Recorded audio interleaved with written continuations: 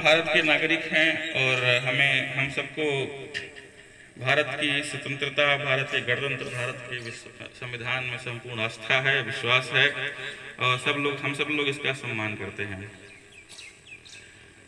तो ये जानकारी देना जरूरी था कि कई बार जो है गलतफहमी हो जाती है लोगों को।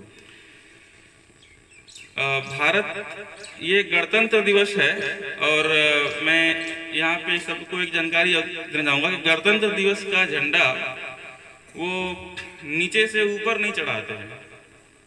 पता है आप लोगों को? स्वतंत्रता दिवस 15 अगस्त का झंडा नीचे से ऊपर चढ़ाते हैं, जबकि 26 जनवरी का झंडा पहले से ही ऊपर टंगा रहता है। उसका कारण क्या है? उसका रीजन ये है कि 15 अगस्त को हमको आजादी मिली थी, हम स्वतंत्र हुए थे उस दिन। उसके संकेत के रूप में, सिंबल, हम उस दिन ऊपर से नीचे आए, हमारा स्वाभिमान, मान सम्मान, हमारे अधिकार बढ़े। तो उसके संकेत के रूप में 15 अगस्त का झंडा नीचे से ऊपर लिया जाता है, उसके बाद उसको फहराया जाता है। 26 जनवरी के दिन हम पहले से ही स्वतंत्र हैं, हमारा सर गर्व से ऊंचा पहले से ही है, इसलिए झंडा भी संकेत के रूप में पहले से ही ऊपर बता रहता है। तो सब लोग इस चीज को करेक्ट कर लेंगे आगे से कि 26 जनवरी का झंडा कभी भी नीचे न लगाएं। ये थोड़ा सा अपने आप में ठीक नहीं रहता है। और भारत के संविधान के अनुसार 26 जनवरी का झंडा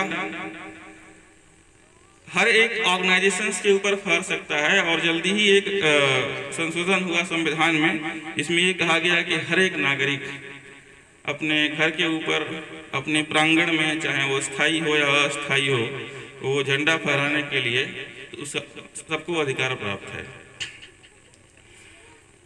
अब मैं धीरे धीरे इस पे आऊंगा कि गणतंत्र दिवस और स्वतंत्रता दिवस का झंडा कौन फहराता है, क्यों फहराया जाता है, इसका सिग्निफिकेंस क्या है। 15 अगस्त का झंडा भारत के प्रधानमंत्री फहराते हैं, क्योंकि जब देश आजाद हुआ तो वहां पे हमारे पास कोई गणतंत्र नहीं था, कोई अभी तक संविधान बन तो गया था, पास भी हो गया था, लेकिन लागू नहीं हुआ था। तो सबसे पहले भारत के प्रधानमंत्री बने, उस समय राष्ट्रपति कोई नहीं था, तो 15 अगस्त का झंडा प्रधानमंत्री फहराते हैं। 26 जनवरी को गणतंत्र दिवस के दिन संविधान लागू हुआ और संविधान का सर्वोच्च स्थान पे राष्ट्रपति हैं, भारत के पहले नागरिक हैं, इसलिए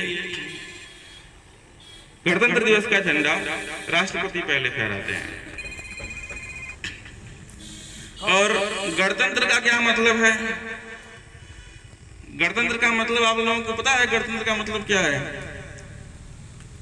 भारत आजादी से पहले बहुत छोटे छोटे राज्यों में बटा हुआ था। हर एक राज्य के अपने अपने राजा होते थे।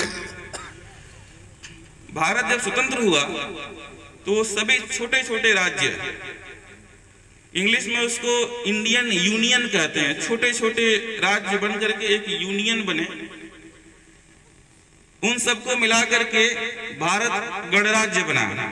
अगर किसी के पास पासपोर्ट होगा बाहर जाने का, तो उसके ऊपर लिखा रहता है भारत गणराज्य, इंडियन यूनियन। तो आज के दिन भारत का संविधान मतलब रूल बुक, कि किस नियम से देश का तंत्र चलेगा, देश का सरकारी सिस्टम किस नियम से चलेगा, वो नियम वाली किताब जो है आज के दिन लागू किया गया 1950 में। इसको लागू करने का अर्थ ये था कि भारत के प्रत्येक नागरिक को स्वाभिमान के साथ, इज्जत के साथ जीने का हक मिले, उसके मौलिक अधिकारों का कभी हनन न हो।